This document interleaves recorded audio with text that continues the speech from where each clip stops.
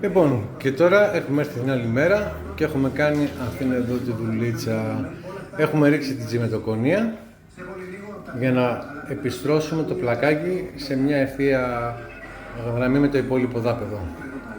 Αυτή είναι η δουλειά που κάναμε σήμερα και προχωράμε και για αύριο. Προχωράμε. Λοιπόν, και εδώ τώρα μετά από μέρες έχουμε κάνει 2 στρώσεις.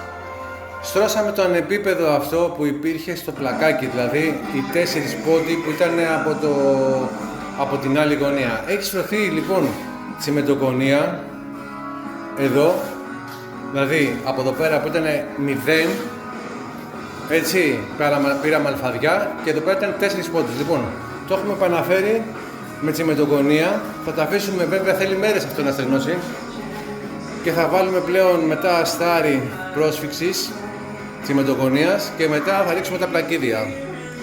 Αυτή λοιπόν είναι η δουλειά εδώ που έχουμε κάνει και προχωράμε.